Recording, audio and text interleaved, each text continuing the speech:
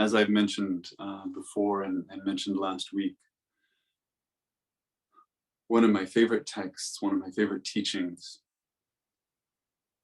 especially in the category of teachings that kind of lay out the path, is this teaching called the Great Awakenings, the 8 Awakenings of Great Beings, the 8 Awakenings of Great Beings. And in this school, in Soto Zen, we tend to read it through the lens of Dogen, for whom it was, at least in myth, his final teaching. It's the final addition to Shobo Genzo. It's supposedly the last formal teaching of his life. And the reason I say maybe in myth, I don't know, is because it's actually him reporting on the final teaching of the Buddha in the Mahaparinibbana Sutta. And so this is also the last or near the last teaching of the Buddha. And the idea is that Dogen, in his last moments, kind of went to the same thing. It's kind of perfect. So it's important to recognize that even though this has the flavor of Dogen a little bit in the way that it's written, it's really more as if he was on his deathbed and he said, hey guys, don't forget, the Four Noble Truths. Don't forget what they are. Here they are. They're this. It's not something new.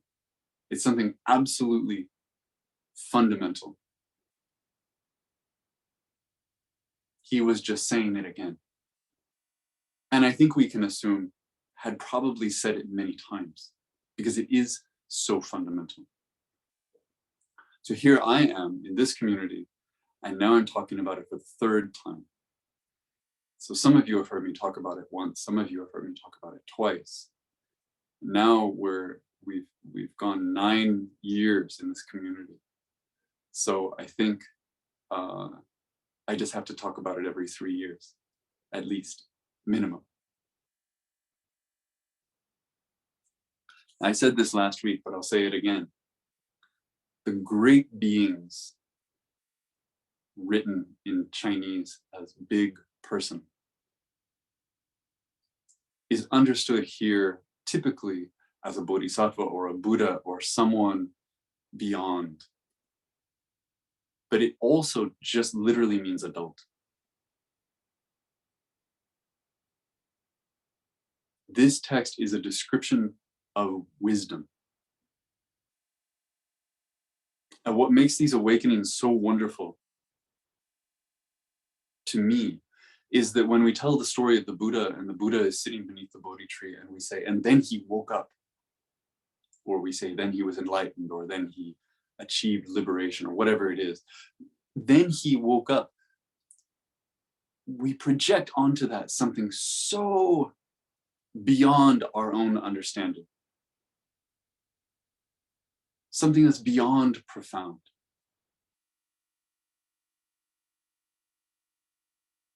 Now, I'm not saying that these 8 realizations are intended to be a description of that realization.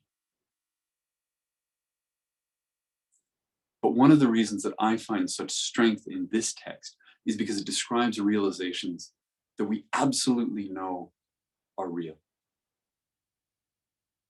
We know someone who has had at least some of these. And we know moments in our own lives when we have tasted some of these. These are not beyond. If anything, they're things that we know and maybe on some level don't want to know because they challenge us.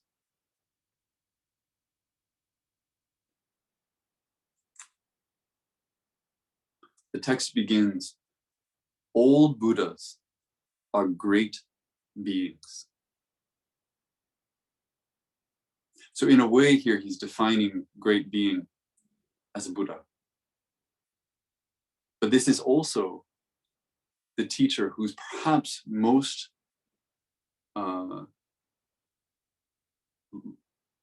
powerful legacy is an insistence on the idea that to even sit in Zazen requires you to be a Buddha.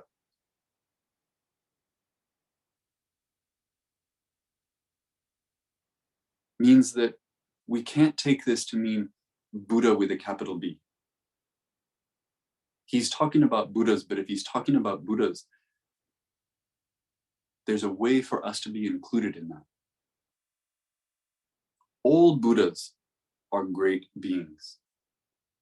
What great beings practice is called the 8 awakenings.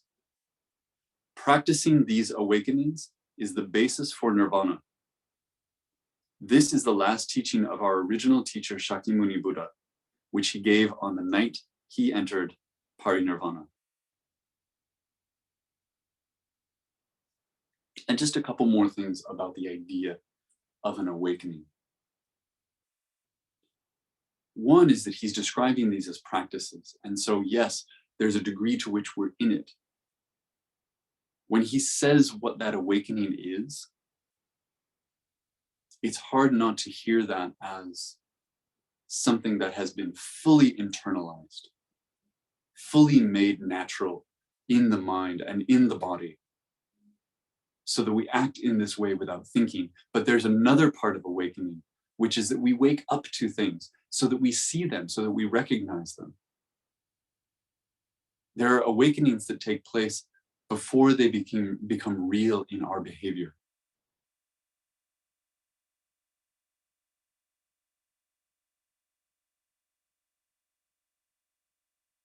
So maybe we're striving, maybe we're hoping that we'll metabolize these in such a way that they manifest in what we do and what we say and what we think. But we can also rest in the first step,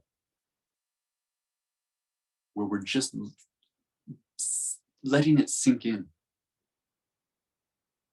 We're establishing whether this is true or not. We're noticing and beginning to notice it more. And the other thing that I want to say about these awakenings is that they're all about me. And what I mean by that is that you can watch the news, you can look out the window, you can walk down the street, and you can easily, on any given day, in any given moment, look around and say, well, that's someone who hasn't realized even the first great awakening. Yeah. Finding new tools for criticizing other people is not a challenge.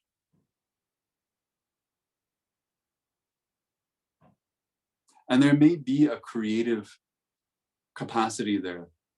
There may be an opportunity in this teaching to look at the state of the world, or to look at the state of our culture or the state of our society. But for now, for right here, in the way that this is presented, this is a teaching that is inviting you to consider whether or not, or to what degree, I am a child. That's the point.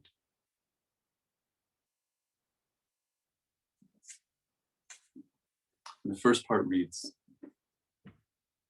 the first awakening is to have few desires, to refrain from widely coveting the objects of the 5 sense desires is called few desires. To refrain. Right? It's a choice.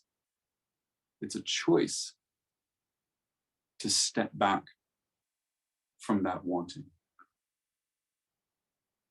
The Buddha said, know that people who have many desires intensely seek for fame and gain.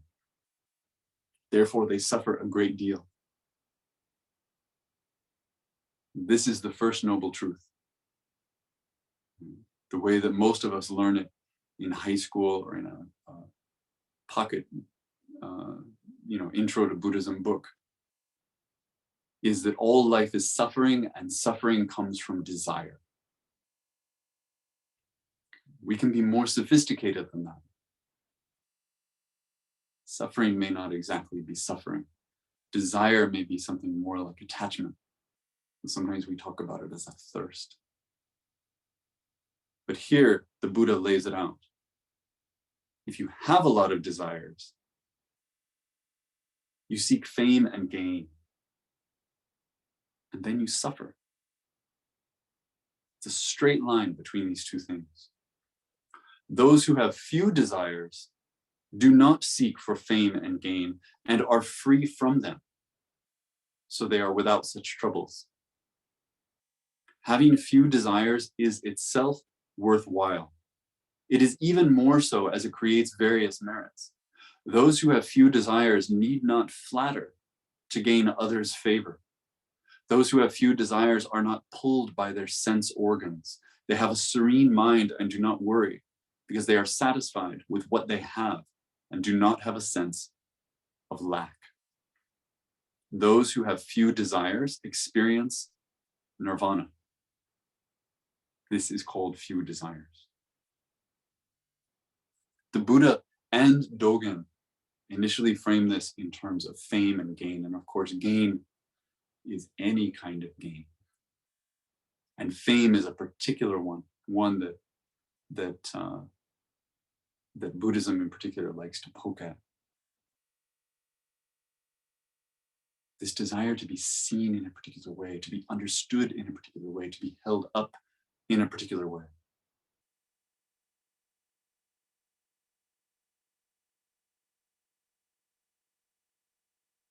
Pause for a moment, take a breath, and think about what it is that you want. One thing.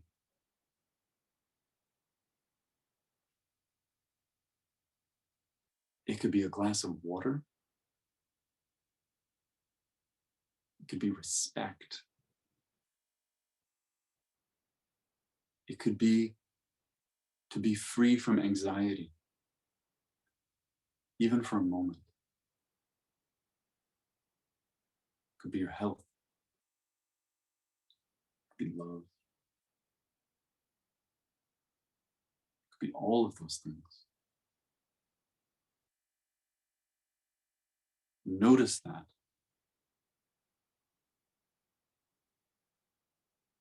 Notice what it feels like to notice that. How you carry that want in the body. And then as you do, notice what it would be like if somehow you could let that go.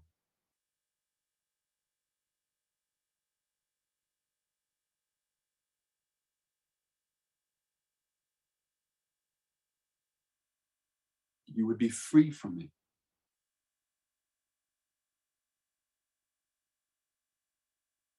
And I want to pause and point out, it doesn't say no desire.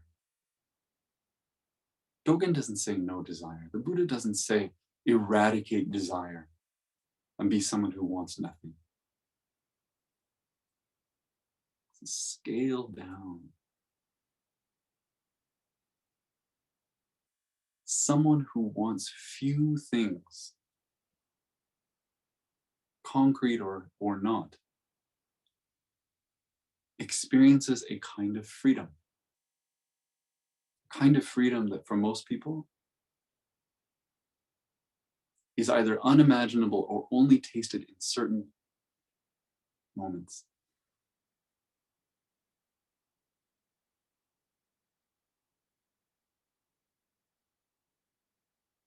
This is a matter of being free.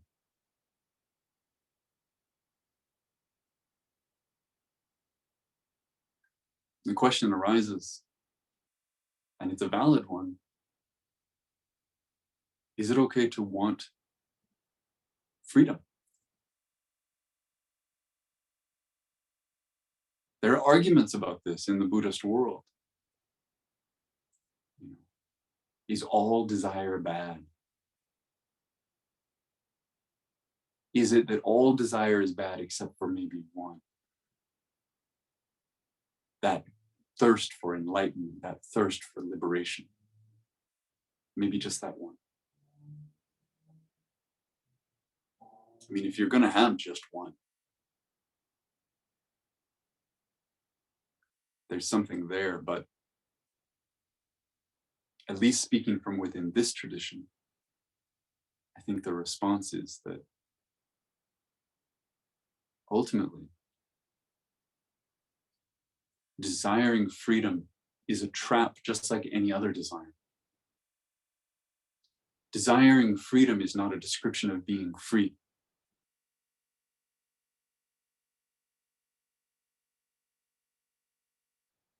And so at some point we let go even of that. Or if we can't let go, we loosen our grasp.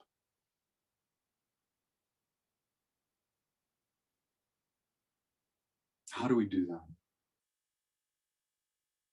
How do we release our grasp on anything?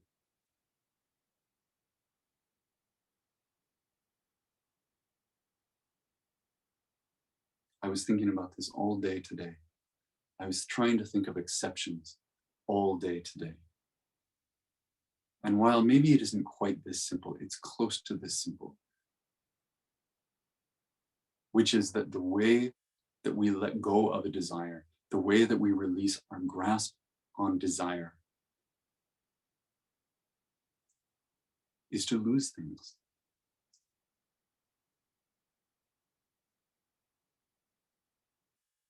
To lose them either through no choice of our own or through our own power by putting them down. But by experiencing their lack.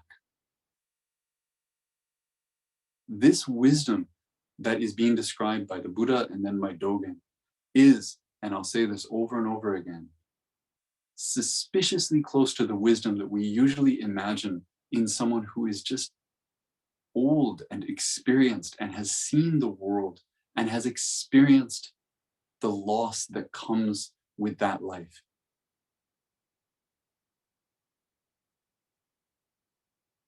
So there is a way that this awakening can come to you. There is a way that this letting go can come to you, because if we just sit still long enough, we lose so much. It's just the nature of time.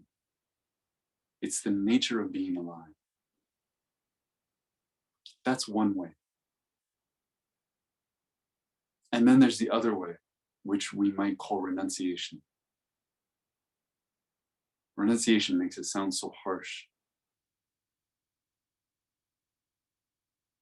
But renunciation is a spectrum from giving up everything to cleaning out your garage and finally throwing away that box that you know you'll never open, but is just so hard to let go of.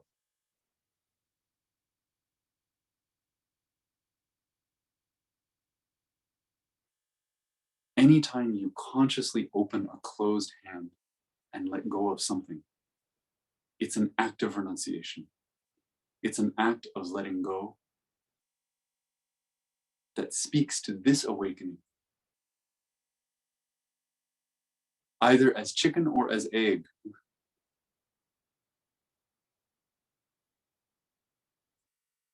Maybe you start with the letting go and then you wake up to what it makes possible. Or maybe you intuit what is possible from the letting go, and so you try it.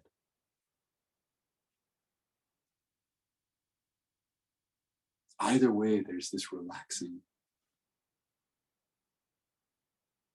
this willingness,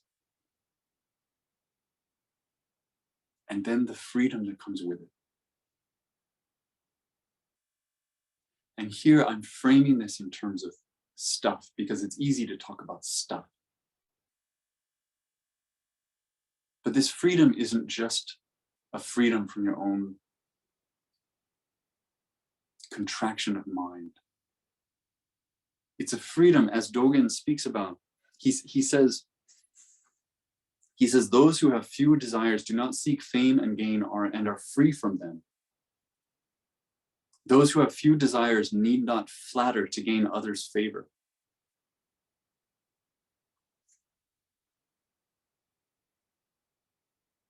This is also freedom in the context of power.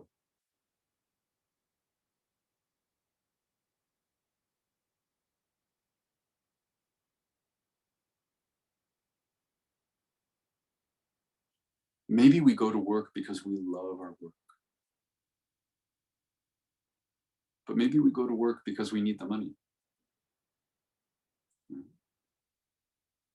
And because we need the money, we need our boss's approval. And because we need our boss's approval, we may not be completely authentic. We may not be completely honest with them or with ourselves, because it's not safe.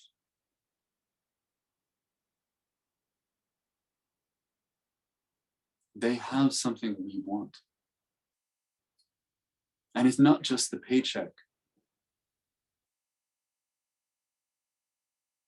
It's the validation, it's the praise, it's the respect. It's the possibility of advancement.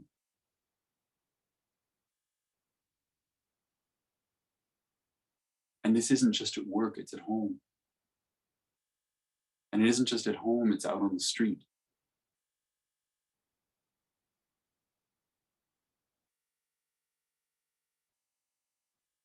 There are choices we make that are hard choices. And maybe we can look at this with clear eyes and say, I'm in a position where I don't have the actual freedom, the mobility, the safety to say everything that's on my mind. Maybe I do need that paycheck. Maybe I do need my boss to like me.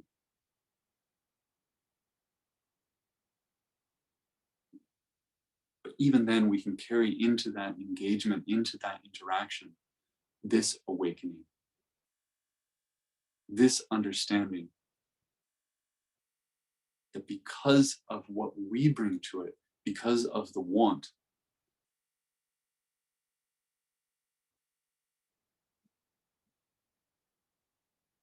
there's a kind of cage. And that as much as it feels as if the other person holds the keys to that cage, we also hold some of the keys to that cage.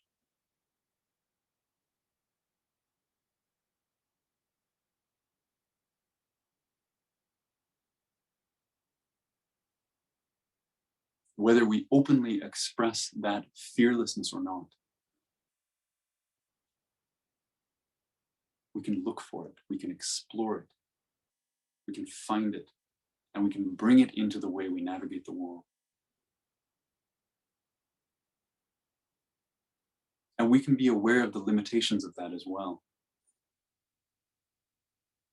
And recognize that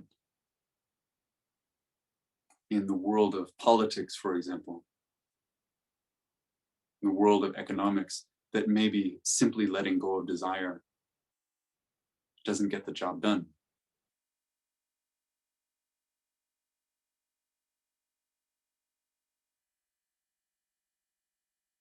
Maybe that's one part, and the other part is taking back the means of production, the means of governance, the foundations of power. Maybe.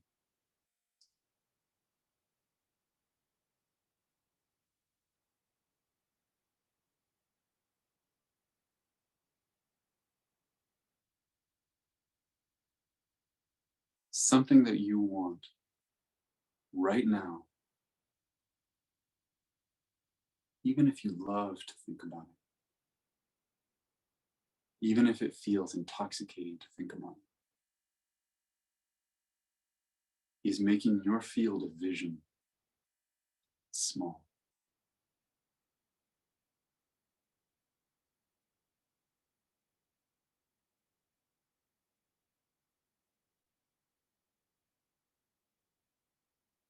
If you can take a big breath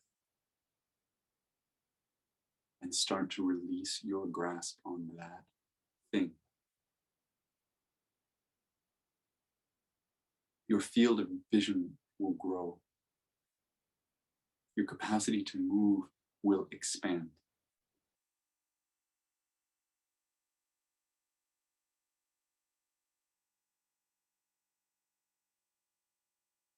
and you will be one step closer to freedom.